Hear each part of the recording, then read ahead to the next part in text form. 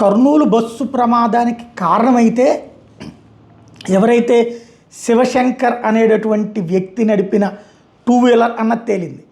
ఆ two wheeler వలన bus ప్రమాదం జరగల. కానీ అతను 2 గంటల 25 సమయంలో పెట్రోల్ పోయించుకున్న తర్వాత శుక్రవారం జరిగిన బస్సు ప్రమాదానికి సంబంధించి కీలకమైనటువంటిది ఏంటంటే ఎర్రిస్వామి శివశంకర్ ఇద్దరూ కలిసి వెళ్ళారు. శివశంకర్ బండి నడుపుతున్నాడు. లక్ష్మీపురం గ్రామం నుంచి అర్ధరాత్రి దాటిన తర్వాత సుమారు 2 గంటలకి తొగ్గలకి బయలుదేరారు.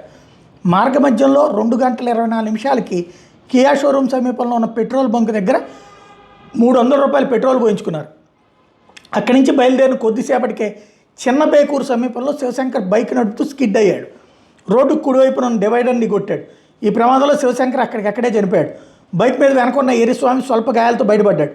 రోడ్డు మధ్యలో పడి ఉన్న శివశంకర్ని పక్కకి తీసి బైకును తీద్దాం అనుకునేసరికి అంతలోనే వేగంగా వచ్చిన బస్సు బైకును ఢీకొట్టి కొద్ది దూరం ఈడ్చుకెళ్ళింది. బస్సు కింద మంటలు రావడంతో ఎర్రిస్వామి భయపడి అక్కడి నుంచి పరిగెత్తుకుంటూ తన స్వగ్రామానికి వెళ్ళిపోయాడు. బస్సు ప్రమాద ఘట్టం మీద ఉలెందకొండ పోలీసులు కేసు నమోదు చేసి దర్యాప్తు చేస్తున్నటువంటి నేపథ్యంలో ఇదంతా జరిగింది, ఈ విషయం అంతా బయటపడిందంటూ ఎస్పీ విక్రాంత్ పాటిల్ చెప్తున్నారు. ఇంతకీ ఆ టైంలో అతను అక్కడికి ఎందుకు వెళ్ళారు వాళ్ళిద్దరూ?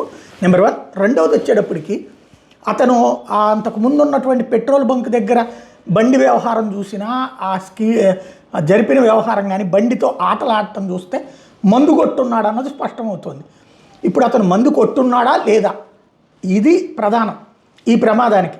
మందు కొట్టుంటే వైన్ షాపులోనా బెల్ట్ షాపులోనా? మందు తాగడం వల్ల అతను ఇట్లాగా స్కిడ్ అయ్యాడా? ఎందుకంటే పెట్రోల్ బంక్ దగ్గర స్కిడ్ అయ్యాడు, అక్కడ స్కిడ్ అయ్యాడు. మందు తాగి ప్రయాణించడమా, మందు తాగకుండా జరిగిందా?